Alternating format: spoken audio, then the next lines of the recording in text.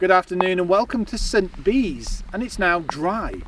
And more than that, I think I can see my homeland way over there, the Isle of Man. This is a brand new Kia EV9. I'm Ben Quirk, welcome to Planet Auto.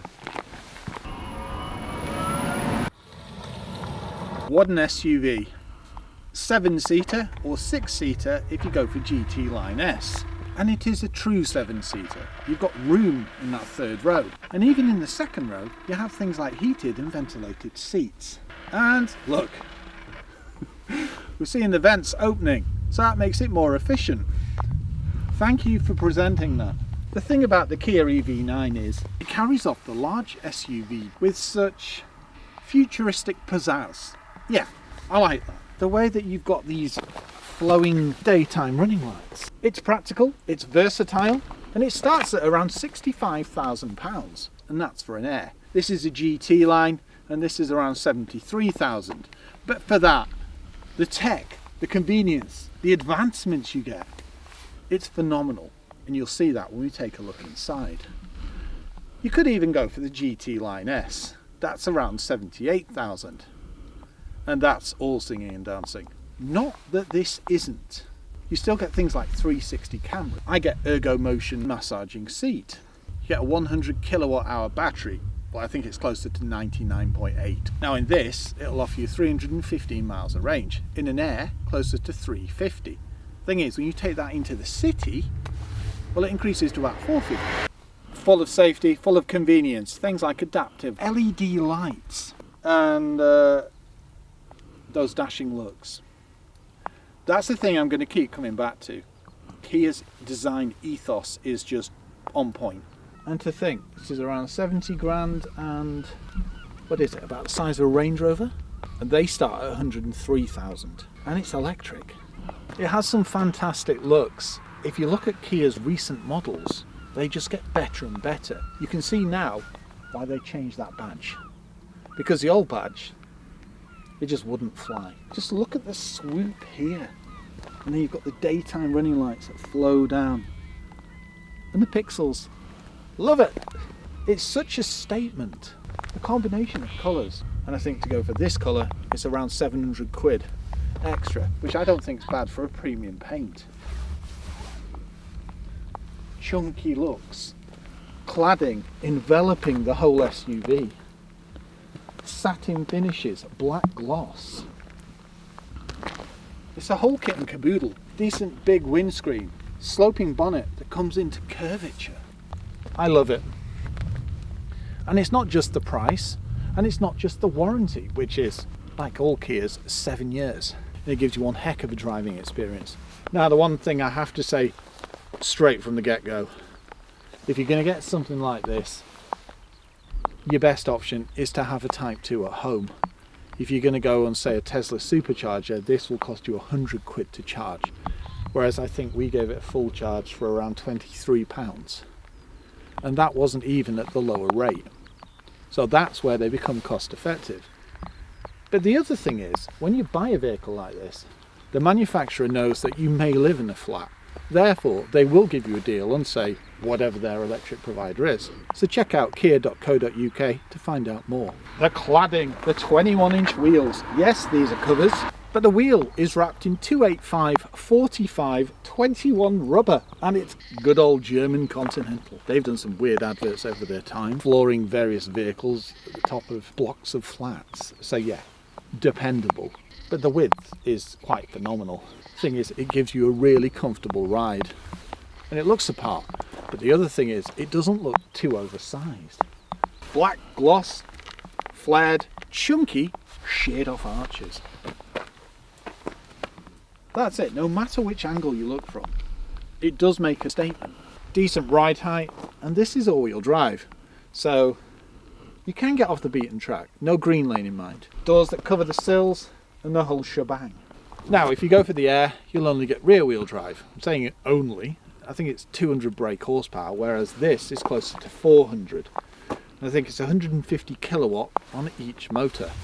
350 newton meters of torque. So combined, wow. 0 to 60, they claim 4.5. To be honest, I think it's sub 4. And does it spin? No. Even in weather like this, it just digs its heels in. Mind you, at 3 ton or thereabouts, I expect, it's bound to. But because of its weight, it feels glued to the road. It feels substantial. I almost forgot. Parking sensors, 360 camera, safety and convenience throughout. Mitigation systems, sensors, pedestrian detection, bicycle detection, auto braking, adaptive cruise, rain sensing wipers, which I've been having a battle with on the road trip. I can't get them perfect. I need to be able to get them perfect. The thing is, that's scraping the bottom of the barrel when the only thing you can say is, yeah, the wipers annoyed me a bit, but they do have the best chunky stalks. Keyless entry, so as demonstrated, if I lock it, it's also got summon mode, so I can say, you come here. Nice little key, and look at the finish. It's like flecked. The other thing about this is you don't have to use this. Eh? Exactly. You can use your smartphone. And when I walk up, I'm presented with the door handles, power folding door mirrors, auto dim and blind spot detection. And in gloss black too. And this colour scheme, especially in the blue. Yep, once again, it makes a statement. The doors open nice and wide. You can see at a glance. Ooh, soft. Yeah, it's getting wet already. Even this is soft, even though it doesn't look like it is. Chrome trims. I've got memory 1 and 2, and that's for the seats. Then heated, ventilated, heated steering wheel and ergo motion massage. Decent door pocket, but no grab handle. But it opens nice and wide. And then, if you look at the seat itself, I can even put it into bed mode. Look at that! How much adjustment? Climbing in, absolutely child's play. Column shift. Park at the end and twist for drive, and that way for reverse. This is where you start it, and it bursts into life.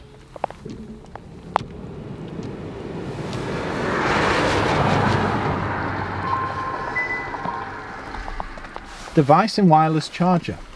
So you get little reminders like that. It also tells you to check the rear seats. If we look down here, you can disable, what's that, traction control? So your power tailgate. Oh, you press that twice to pop the bonnet. If I press this now, or I could just push it. There's also disable traction control. 400 horses? No. Chunky stalks, like I mentioned, something to monitor you, which doesn't nag at all. I got told it was supposed to permanently, if you're like wandering around with your eyes, etc., it'll warn you. I don't think in the whole time I've driven it, it's warned me once. So I must be massively attentive. Yes, it's not the cleanest of press cars, but we are in the middle of a road trip, so I've got my hot chocolate and my lemon drizzle. There's also wireless charging power. Wow, solid. Yeah, memory function in the steering wheel too. There's a little joystick here. It's not too big, it's not too small, it's just perfect Goldilocks. Leather wrapped. It feels premium. And it's not just that. I mean, yes, you've got hard touches here, but it's such a cool material. Same with this. If you're a tactile person, you'll love it. Also the shaping. But nothing's too intricate, so it's nice and easy to clean and dust. This reminds me of i3. This centre console floating, and the massive areas here. USBs and a 12 volt. Proper buttons and a rotary. Quite a rarity in today's EVs. Thing is, Kia know their audience, and if you look at it, you'll notice that you can change the heat and the fan speed using a proper button. I think the main thing that stands out to me is the interior colour. So many new cars have drab, dark interiors, but look at this cream and the headrest. Yes, you've still got the sporty black roof, but the ensemble works exceptionally well. Comfortable, supportive seats, and as you saw before, mega adjustment throughout. It makes exceptional use of its space. I mean, it's not small to start with, But this doesn't jut out. This isn't 6 miles long. It's perfect. And you've got the screens that we're used to in things like EV6 and Ioniq 5. Easy to read, nice and straightforward, and responsive. It's easy to understand too. You can see your charge, your range, you can go through, see tyre pressures, mile kilowatt hour, and lots more information. It's just well set up. And look, paddles, so you can set your regen. Drive modes here and terrain mode. So I think, off the top of my head, something like Sport, Eco, and then My Drive, and then Mud, Snow, and... But it means it's capable. And if you want to see what it's really like on the open road, and over Birka Fell, as we found out, check out this road trip. Annabelle and I take the EV9 off the beaten track. If you like this type of video, why not subscribe to the channel? You just hit the button on the right hand side. It's free and you'll get an alert every time we upload. Also, if you do like the video, why not give it a like? It all helps and it means we can get more cars. Thank you. Right, well, it started bucketing down here and Annabelle's getting drenched, aren't you, dear? Yeah. So, I think we'll pick up the rest of this on the forecourt tomorrow morning. And like that, we're back in the South Lakes. And it's a rather sunny day. Bit different to yesterday, so I think we'll pick up where we left off. Somebody had fun. Lovely road trip yesterday, and it did surprise on numerous levels. Primarily the range. We ended up doing 180 miles and using 178 miles of range in something like this, and we got out feeling rested and rather relaxed. Mind you, ergo motion will help that. Considering we were in the vehicle for probably 8 hours, it's plush and it's comfortable. It wraps around you, it has an element of bucket, which I love, and the finish of the seats too, the perforation. Also the functionality, heating, ventilation. No, it's a very pleasant experience. As for headroom, I mean, look at the height of my seat compared to that, and I've still got, what's that, 2.5 inch, something like that? Massive storage cupboard here, storage point under here. Now this looks shallow, and it is, but there's a good reason for that, that I'll show you in a moment. Glove box, modern car, it's going to be small, isn't it? Let's have a look. Okay, yeah, that's pretty big. Nice and responsive. Car settings in here, Apple CarPlay, Android Auto, navigation, even a car wash mode. Things like Wi-Fi, the weather. According to this, it's broken clouds. I love the way that it separates. So you've got your app on that side, and then you can still get access to things like your windscreen demisters and your heating. We can sync the aircon. Let's turn that down again. Great feel to these buttons. Quick pointer. I've been mentioning USBs because that's what I call them. But in fact, they're all USB-Cs. Finally, map reading lights, SOS button, and a rather intelligent auto-dimming mirror with buttons on. And can I figure out what they do? No. Right, on that note, let's take a look at the back. I love that. I almost forgot. You can also adjust the seatbelts. The silhouette, it wows me. And just look at the flare on these rear arches. Yes, no sloping roofline, but that compromised space. But the way it's done, it's very neat. I do love the colour-coded door handles too. Look at the length of this rear door. Yeah, it's not really going to be a challenge getting in there, or it wouldn't be if I wasn't a messy road tripper. 1 second. Ta-da! Look at the legroom. In all honesty, I could probably sit in there. Let's try it. Yes. How many vehicles can you do that in? I'll never get out again, but that's irrelevant. 18 stone, 6'3". Bet not many journalists have done that. Stepping in. Ooh, I think it might be a bit of a challenge. There's no way I'm going to fit in there. It's ridiculously good. I do have to dip my head, but once in, I can do this. And my hair doesn't even brush. Also, the rear seats are raised, so I've got a great view out the windscreen. Look at the size of the windows. It's almost limo spec. And I've got privacy blind too. And heated and ventilated in the rear. Oh, Kia, yes. Grab handle here as well as here. Ah, it's tri-zone. I was trying to work out where it was. It's because it's on the ceiling, and I do love these vents. Map reading lights. I can get my feet under the seat. Map pocket. Cup holders. And I did mention before that there's not much space in the centre under the armrest. That's because of this. There you go. And that's all storage for the rear passengers. It's absolutely perfect for long hauls. Look at the space. I mean, just look. That's like a normal car. And then there's a third row behind me and a boot. And the seat's set for me at 6'3". Because the dash doesn't jut out too much like a conventional vehicle. So I can be closer to the steering wheel and feel more in control. Even at my height. And Annabelle, well, yeah, look at that. Queen of Sheba there.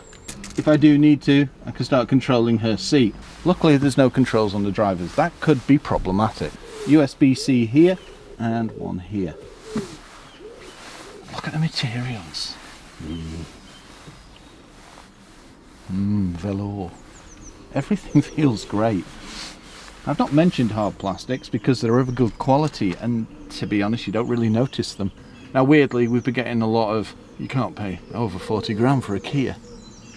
Well, maybe 15 years ago, not nowadays. This is ridiculously good. I mean, Matt Watson on CarWow was absolutely wowed. I think he said, cancel your order for the Range Rover. It's not just me that sees this as phenomenal. And a starting price of 65k? Wow. Comfortable buckety seats, lovely finish, perforation. Not the biggest door pocket in the world, but I do love this trim on the speaker. Let's just shut the door and show you how light it is, even with privacy glass. And to think you can get a sunroof, and I can slide my seat, and I can recline it. They fold forward and do lots of cool things that we'll look at in a moment. Pull down armrest, cup holders, lovely finishes once again. I can't get over how much I love the two-tone seats. It's just no transmission tunnel because we don't need it, and it just means you've got masses of space. Now, I don't really need to mention headroom because it's very obvious. What's that? 1.5 inches, something like that. Coat hook, map reading light, and airbags around the vehicle, and of course Isofix one. Let's take a look at the back. Actually, let's take a deeper look at charging. When it comes to charging, 800 volt architecture, meaning say 10 to 80% in around 24 minutes. So it's not quite as quick as pumps, but we're certainly getting there. The only challenge is finding a 350 kilowatt charger. Thing is, it will charge on other chargers. Like us, you could just type 2, and then it'll take, say 12 to 14 hours for a full charge, and that's 0 to 100%. The thing that will make this efficient is primarily if you get a decent package when you buy the car, so you'll get better rates when you go to chargers, and if at all possible, get yourself a wall box. Ours charges at around 7.1 kilowatts, and it just means that we save so much time, and the money savings are quite frankly ridiculous, especially on an EV tariff. Nice chunky hinge. That shows you the amount of charge, so around 50%. The one thing the key doesn't have is an opener for this. However, you can open your bonnet and your boot. To the rear. So you can tell we've done a fair few miles. It's picked up grass, mud, all types of things. But it looks no less smart. LED lights down here, once again. The flaring. It looks a work of art, especially when these are illuminated. I do love the flat back. The medley of colour. Black gloss, satin finishes. It all looks very, very smart. Because that's always a challenge on a big SUV, making the back not look cumbersome. But with this, I think it looks perfect. Stealth. Yep, there's a wiper under there. And not one camera, but two. One here and one here. Parking sensors and cross traffic alert, mitigation system sensors, all types of things. Sporty rear spoiler, high level brake light. I do love this two-tone shark fin aerial and a subtle GT line badge. Time to venture into the cavernous boot.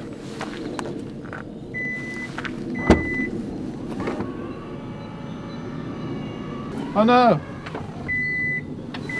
Perfect. And it's 6'3", I can stand under it.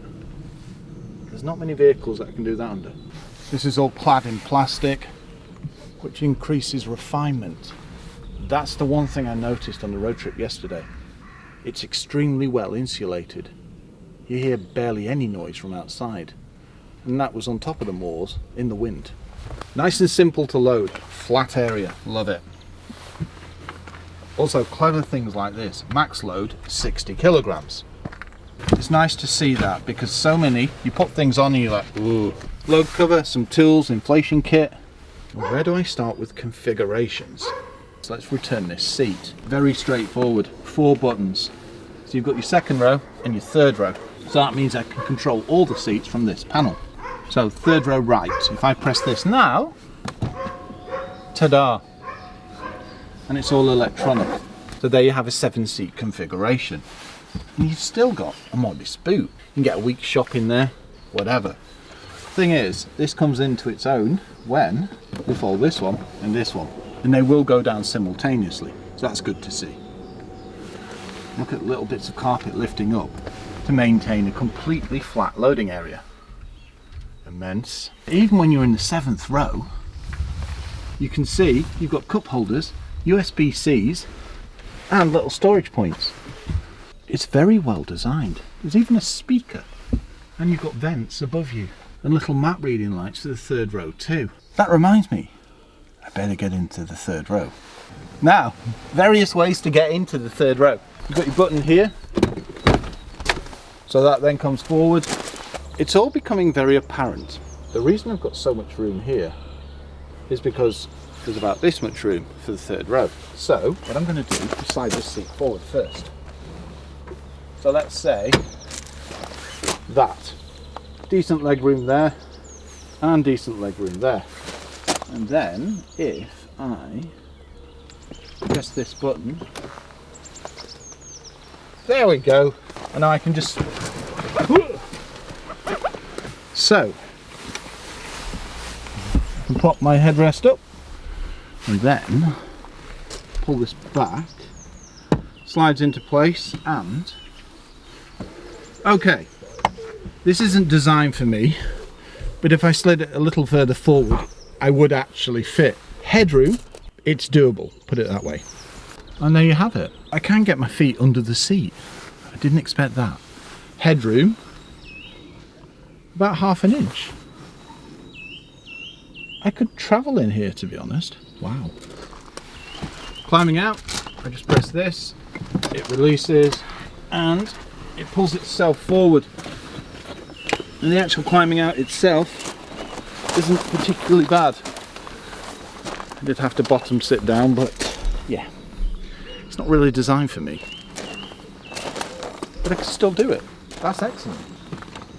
To recline, pull this up and then just push back. Same to release. This also releases it when it's in a lock position. That's a very clever design. Nice that they're individual seats. Oh, you can shut the tailgate as a rear passenger. That's clever. 12 volt, tethering points. Okay, let's put all the seats down.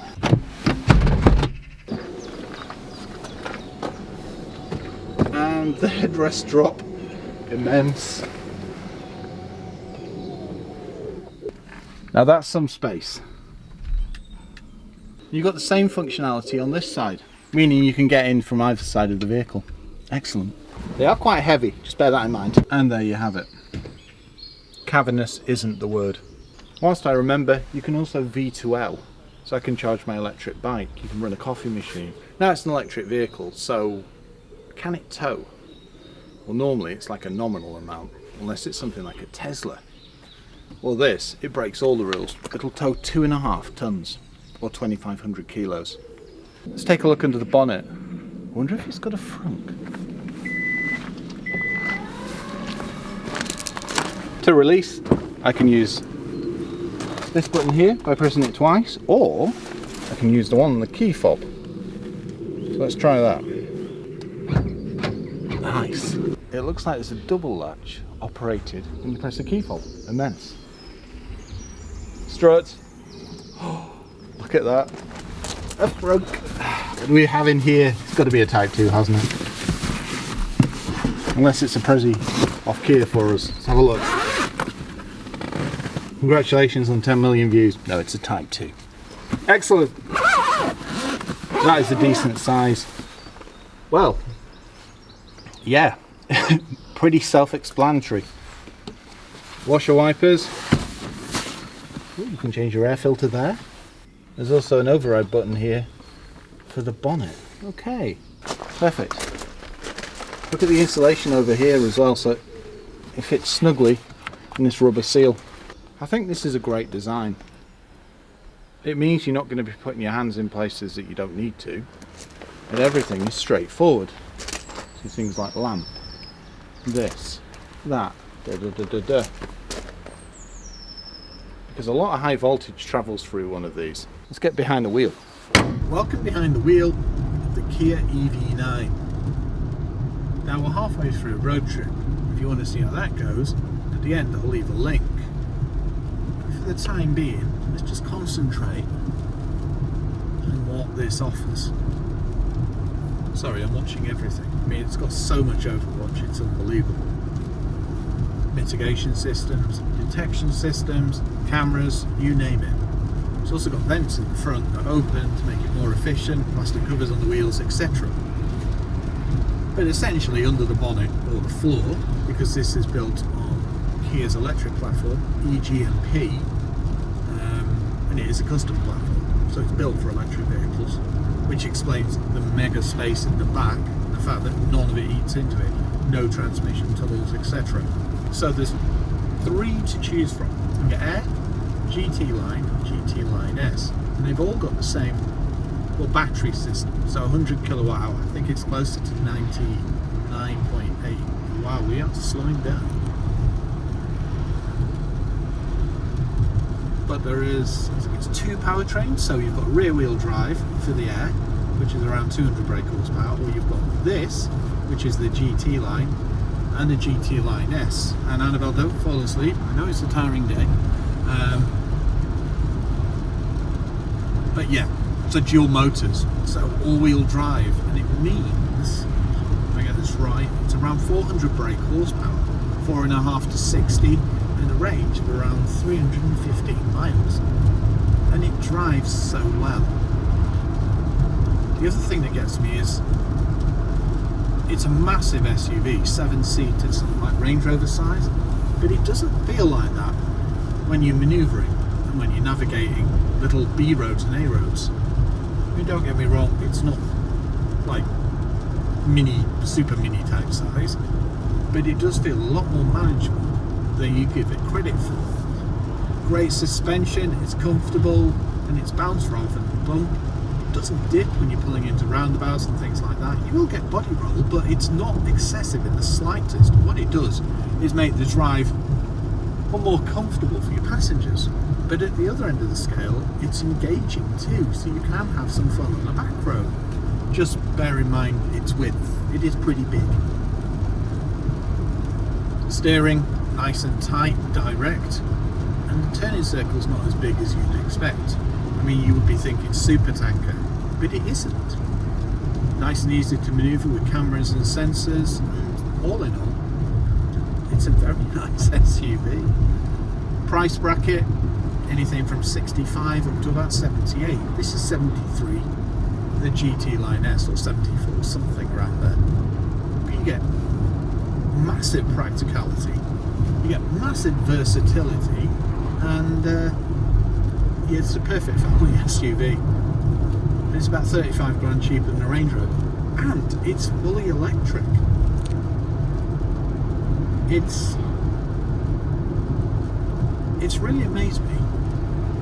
And also, don't let the looks make you think, oh, I don't know, Go and look at one in person, and I can guarantee you'll think, ooh, wow. Because as we know, Kia's design.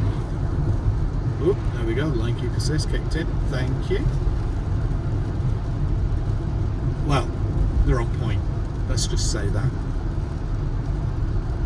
So there you have it, the new Kia EV9. If you'd like to know more, as I mentioned, here's a link to our road trip. Thanks for joining me.